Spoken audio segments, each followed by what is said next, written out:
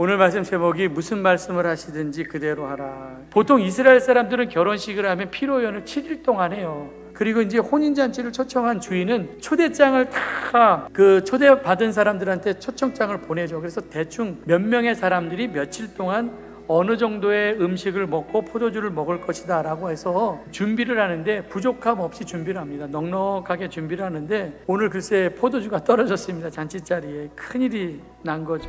주인도 이 포도주가 떨어졌다는 것은 그 사람에게 있어서는 불명예예요. 야, 잔치집에 갔더니 뭐 먹을 것도 없더라, 뭐 그렇게 부끄러움을 감수해야만 했습니다. 근데 문제의 심각성을 안 마리아가 3절에 포도주가 떨어진지라 예수의 어머니가 예수에게 이르되 저들에게 포도주가 없다 하니, 그러니까 포도주가 떨어졌다는 사실을 예수님께 알리거든요. 초청을 받은 예수님이나 마리아나 뭐 걱정할 필요가 없어요.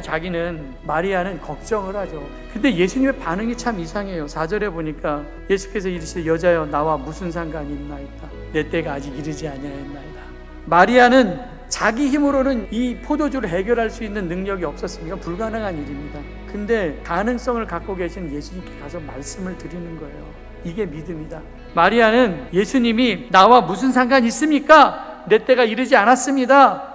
거절을 했지만 일방적으로 하인들한테 뭐라고 얘기합니까? 5절에 그의 어머니가 하인들에게 이르되 너희에게 무슨 말씀을 하시든지 그대로 하라. 오늘 말씀 제목이에요. 예수님은 아직 자기의 때가 되지 않았다라고 막 얘기하지만 또 예수님도 뭐 이거 고집 부리지 않아요. 융통성 있게 대처를 하시는데 7절 8절 읽겠습니다. 예수께서 그들에게 이르시되 하인들한테 말씀하는 겁니다. 항아리에 물을 채우라.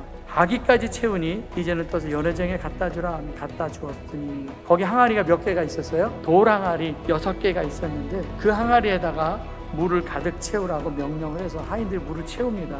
사실 이스라엘의 집에는 집에 들어갈 때 발 씻으라고 그 항아리를 항상 문 앞에다 갖다 놓거든요. 정결 깨끗하게 하라고 하는 물이에요. 손 씻을 물, 발 씻을 물입니다. 그래서 물 떠온 것을 이제 가져다 주는데 이건 참 어려운 일이에요. 이 물은 어떤 물입니다. 손 씻을 물, 발 씻을 물인데 아무리 사람이 취했다고 하더라도 이거 어떻게 손 씻을 물, 발 씻을 물을 사람들한테 갖다 줄 수가 있겠습니까? 근데 무슨 말씀을 하시든지 그대로 하라. 갖다 주었더니 기적이 일어났다라는 겁니다. 요한복음 2장 10절 각 사람마다 말하되 먼저 좋은 포도주를 내고 취한 후에 낮은 것을 내거든 그대는 지금까지 좋은 포도주를 두었다 하리라. 취하지 않았을 때에는 극상품의 포도주를 내고 취했을 때는 좀 낮은 포도주를 낼 수 있는데 그 사람들은 나중에 맛본 기적으로 맛본 그 포도주를 맛보고선 깜짝 놀랍니다. 오병이어의 기적은 양적 변화죠. 작은 것 갖고 5천 명이 먹은 거니까.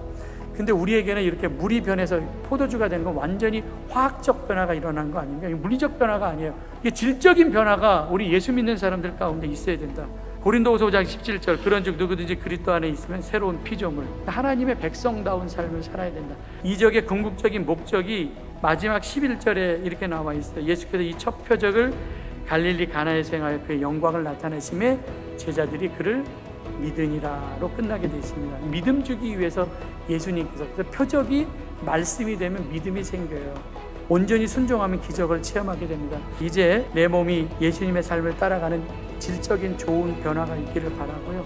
이제부터는 어제보다 더 나은 사람, 더 좋은 사람이 되는 좋은 그리스도인으로 착한 사람으로 살아서 사람들을 유쾌하게 하고 좋은 향기를 풍기는 극상품의 포도주와 같은 칭찬 들을 만한 맛을 내는 멋있는 삶을 살아가기를 주님의 이름 간절히 축원합니다.